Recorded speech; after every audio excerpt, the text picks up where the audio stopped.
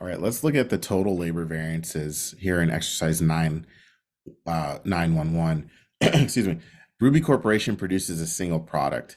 Each unit requires 2 hours of direct labor at a standard rate of $18 per hour. This period, Ruby Corp produced 10,000 units. In producing these units, Ruby Corp incurred direct labor costs of $375,000 and used 21,000 hours to produce all units. Based on the above information, we're going to calculate the labor rate variance, the labor quantity variance, and then we're going to add them up and calculate the total labor variances.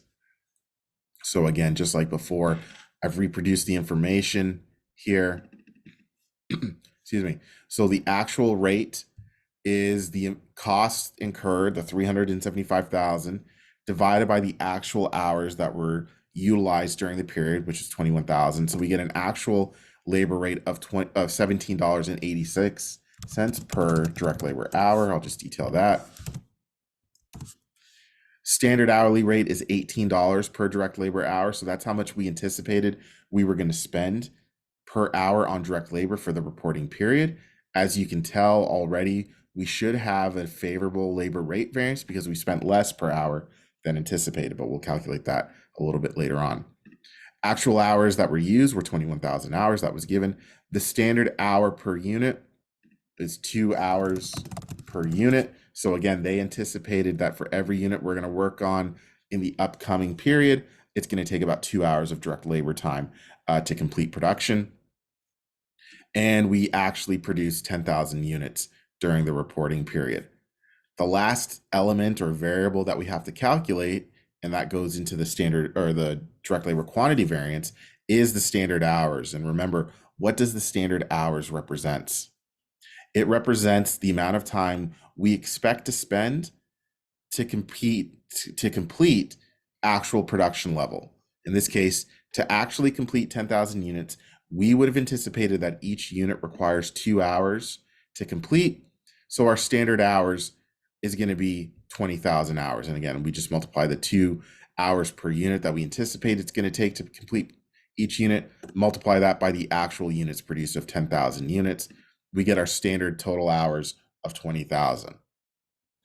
So let's go ahead and look at each of the variances. We'll start with the direct labor rate variance. So the direct labor rate variance, it's the difference between the actual rate paid and the amount that we expected to pay per hour. So the actual rate was $17.86 per hour. We expected to pay $18 per hour. So we saved 14 cents per direct labor hour for whatever reason. Those savings we're going to multiply by the amount of hours we actually use, which is 21,000.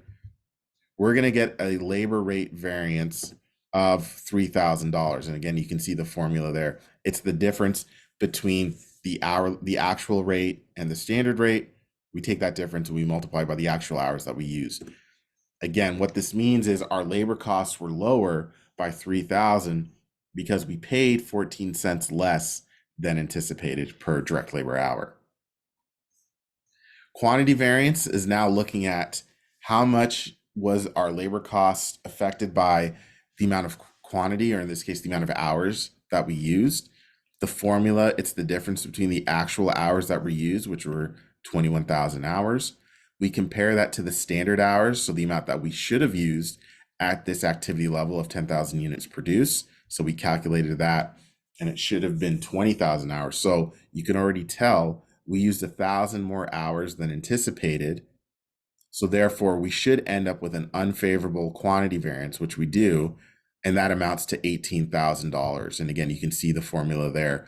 The fact that we use an additional 1,000 hours cost us more money in labor, and the assumption is that each additional hour used, costs us $18 per hour, which is that standard rate.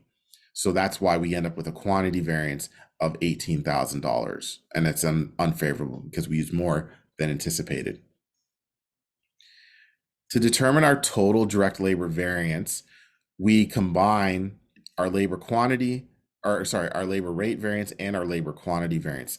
In this case, because one is unfavorable, the other is favorable, the easiest way to combine the two is simply subtracting the smaller one from the larger one. In this case, I would go the 18,000 minus the 3,000, in this case the quantity variance minus the rate variance, and then I label it whichever item is higher. In this case, the quantity variance is unfavorable at 18,000. I have a favorable rate variance. That makes me end up with a direct labor quantity variance, or sorry, a total direct labor variance of $15,000. And that's going to be considered unfavorable because we overspent in total by $15,000. Yes, we saved 3,000 because we paid 14 cents less per hour than anticipated. However, we used 1,000 additional hours than anticipated, so that increased our labor cost by 18,000. The net of the two means we overspent by 15,000. That's why we label this variance as unfavorable.